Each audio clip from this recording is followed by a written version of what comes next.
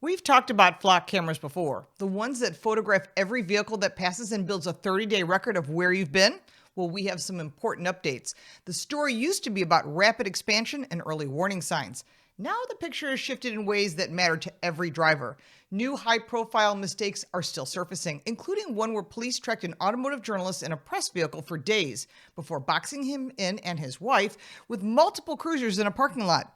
They believe the car was stolen. At the same time, real pushback is working, and dozens of cities and towns have dropped their flock contracts after residents and drivers spoke up. Your voice actually matters. The issue has helped build momentum. But here's the part nobody wants to hear. The cameras aren't disappearing. Other companies are stepping in to take over the contracts and keep the same surveillance model running under new names. And some of these systems are now being pointed directly at entrances to stores that sell firearms and at parks and retail locations. This isn't a story that resolved itself.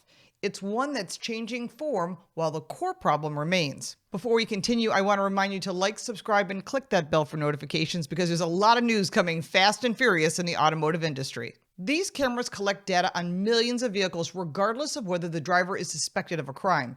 These systems are marketed as indispensable tools to fight crime, but they ignore the powerful tools police already have to track criminals, such as cell phone location data, creating a loophole that doesn't require a warrant. Joel Fetter of The Drive was reviewing a Range Rover press vehicle when a flock alert incorrectly identified the manufacturer plate as stolen. The reason you have four caps here is because your license plate is registered as stolen license plates in our system. Are you serious? Police tracked the vehicle for days before surrounding him with multiple squad cars in a shopping center parking lot. The error was traced to a data entry mistake combined with license plate recognition error. The flock camera misread the license plate 3410 DTM as 34 DTM, incorrectly flagging it as stolen. A man who bought a used car that was already flagged by Flock, Brandon Upchurch of Ohio, purchased a used pickup truck. A Flock camera misread his license plate and incorrectly associated with a stolen vehicle. Police stopped him, arrested him, and the police dog bit him before officers realized he was the lawful owner. He later filed a lawsuit. I hope he wins. JC and Carolyn Herron of Tennessee, grandparents driving their 3-year-old granddaughter to a doctor's appointment, were stopped at gunpoint after a flock alert said their personalized plate Lovey was stolen. The actual stolen vehicle had a nearly identical plate using the number 0 instead of the letter O, and that stolen vehicle had already been recovered but had never been removed from the hot list. Stephen Melvin of South Carolina was held at gunpoint after a flock camera incorrectly flagged his black BMW as stolen. He filed a lawsuit against York County Sheriff's Office alleging deputies relied on the automated alert without adequate verification. Again, I hope he wins that lawsuit. The Sherwood family of Arkansas, including a 1-month-old baby, was ordered out of their vehicle at gunpoint after a flock camera misread one character on the license plate, generating a false stolen vehicle. Recent misuse has also raised concerns beyond technical errors. In Georgia, at least 10 officers were arrested for using Flock's database for personal searches, with the company's new audit tool flagging the activity. The incidents have fueled debate over privacy and Fourth Amendment protections, leading cities like Los Angeles to suspend Flock camera contracts over data ownership disputes. This follows the same pattern we've seen before. A single bad entry or AI misread gets amplified across a connected network. The cameras don't just read the plates, they log make, model, color, and visual details. We've discussed this before. And then they make that information searchable for any participating agency.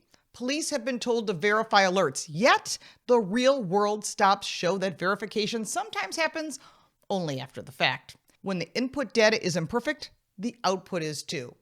Flock's own materials describe the value coming from the ability to follow vehicles and even people across locations. Publications, 700,000 crimes a year are solved with Flock. Flock Safety Chief Communications Officer Josh Thomas. Reported crimes in America, yeah. So there's a lot more that probably are being helped that aren't being reported. But yes, we have about 700,000 crimes that we are aware of that are being solved in part with evidence that's derived from a Flock safety device. In order for that historical data to be of investigative value, you have to track every car for 30 days. Again, I would challenge you on the word track. Tracking the whole of your movements is very different than knowing that you passed by one specific camera 24 specific cameras. Those are different things. And then the examples of tracking that vehicle from location to location to location. But Flock's own webinars talk about its license plate reader's ability to track vehicles and people. The expansion into private retail adds another layer. Chains like Academy Sports and Outdoors have installed Flock cameras as virtual perimeters around the stores, with some units aimed straight at the customer entrance. Every car that pulls in is recorded with time and location. These stores sell firearms and hunting supplies alongside everything else.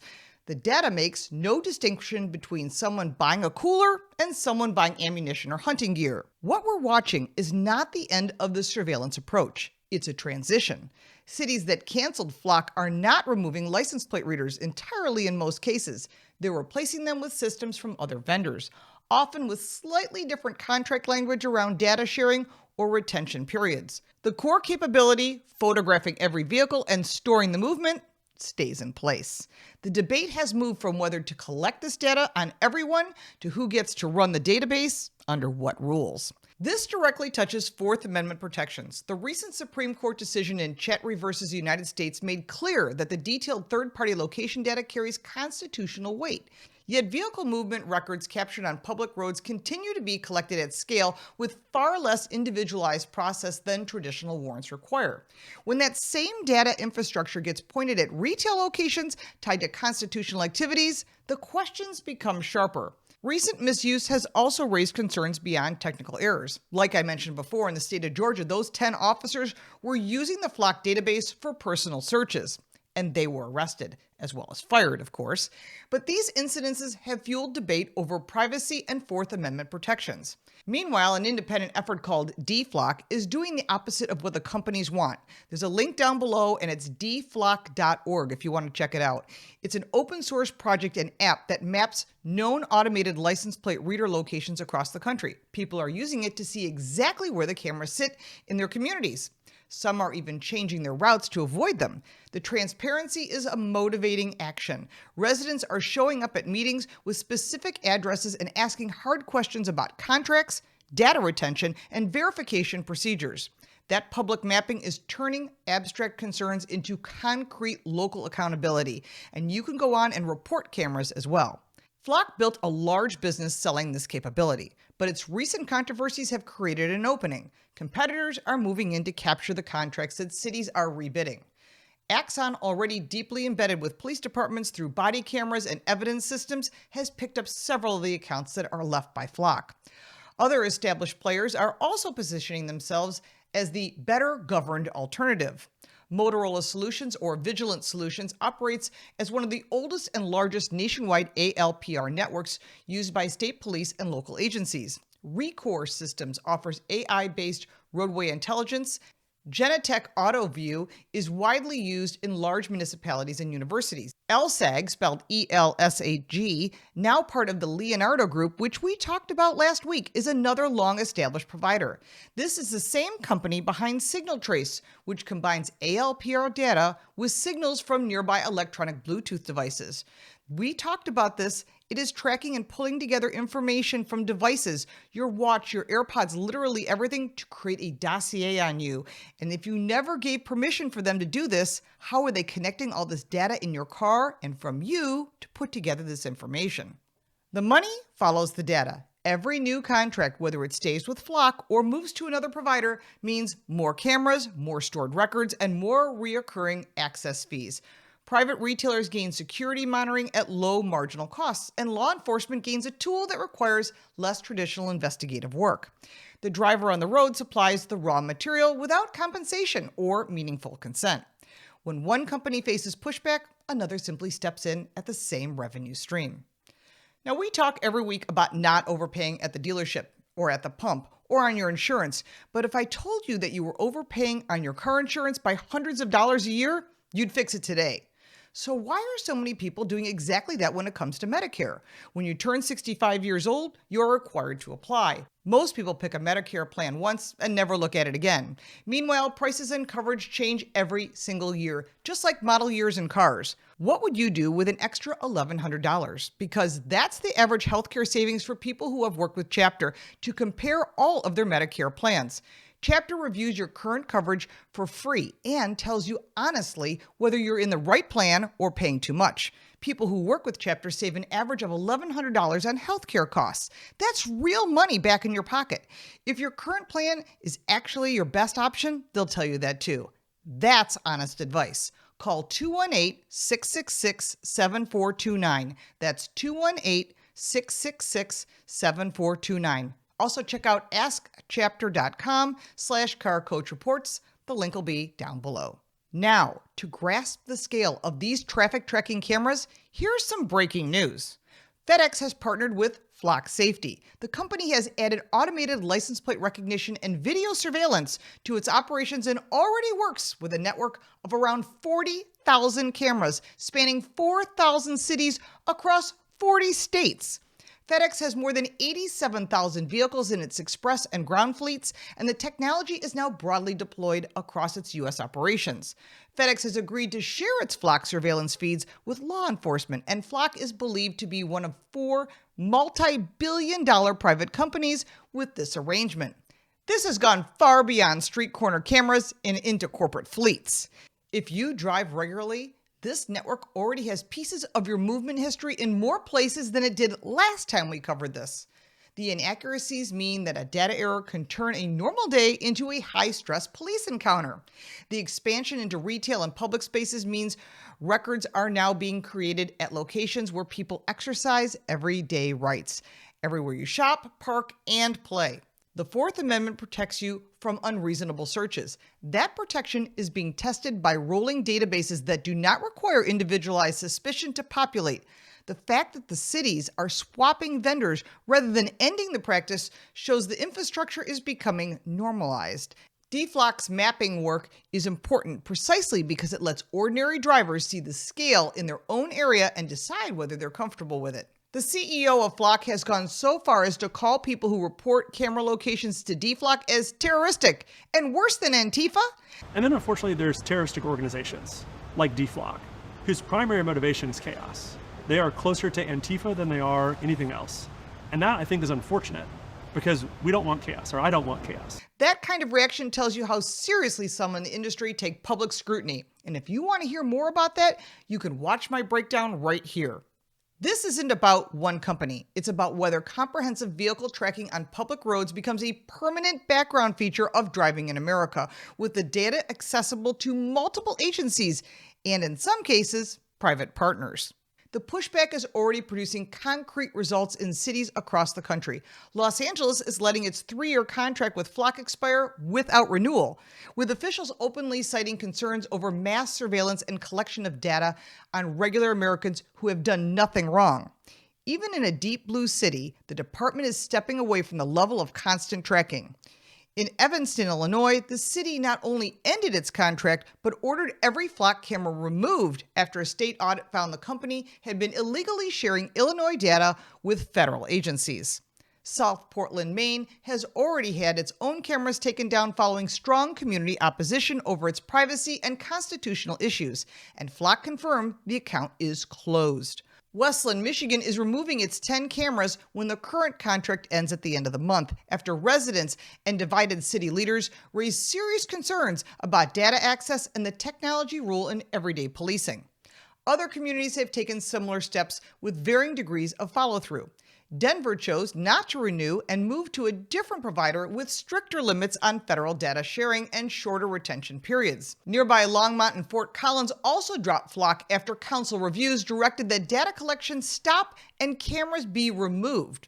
In Washington state, Olympia has taken its cameras offline with no replacement announced, while Montlake Terrace canceled plans before any cameras were even installed. Edmonds, Washington canceled its contract and is still evaluating options. Mountain View, California ended its pilot program and shut the cameras off while it rethinks the entire policy. Austin, Texas ended its direct relationship with Flock, though police later continued accessing similar data through its partner agencies, a workaround that shows how the underlying surveillance capability can persist even when one vendor is shown out the door. So far, 86 towns and cities have canceled or declined to renew Flock contracts. That number matters because it proves the pressure works when people show up and ask direct questions. At the same time, many of these places are not walking away from automatic license plate readers entirely. They're often replacing Flock with another vendor, which means the cameras and the data collection continue, but under new management. The fight isn't over just because one company loses a contract. It's about whether communities keep demanding real limits on how the data is gathered, stored, and shared, or whether they simply accept a different company running the same system. The progress so far has come from sustained local pressure. That's you, not from hoping the technology disappears on its own, because it won't. Dozens of communities have already forced contract cancellations or removals by attending council meetings, filing records requests, and highlighting specific problems with accuracy and oversight. Your previous engagement on this topic has helped build the momentum. Don't give up now. DFlock gives drivers a practical next step. The app and website lets you see mapped camera locations near you and contribute new sightings. That information turns, "I heard there are cameras somewhere," into, "Here are the exact poles in our town, and let's talk about the contract." People are using these maps to show up prepared and ask direct questions about data retention, warrant requirements for historical searches, and whether private companies have access. Contact your local officials with specifics. Ask whether they plan to keep automatic license plate readers at all. And if so, what rules will govern verification of alerts and access to stored data? Support state-level legislation that requires warrants for historical queries and limits sharing with private entities. Back those lawsuits from people who have been wrongly stopped. These cases are already moving through the system and creating a precedence. The pattern is clear. When enough residents treat this as a local issue worth their time, contracts get reviewed and sometimes ended. DFlock is making it easier to see the cameras and harder for officials to claim they don't know the scale. Keep using your voice on this. The companies and agencies are adapting. The only real counter is consistent, informed pressure that treats accuracy, verification, and constitutional limits as non-negotiable. The bigger question isn't whether some crimes have been solved with this technology. It's whether we're willing to accept an always-on, error-prone record of every law-abiding driver's movements as the default condition of using public roads, and whether swapping one company for another while the database keeps growing actually solves anything, because it doesn't. The question is still open, and right now it's being decided one city contract and one mapped camera at a time. Don't give up. We need your support. Get out there and let them know what you think, and your voice matters.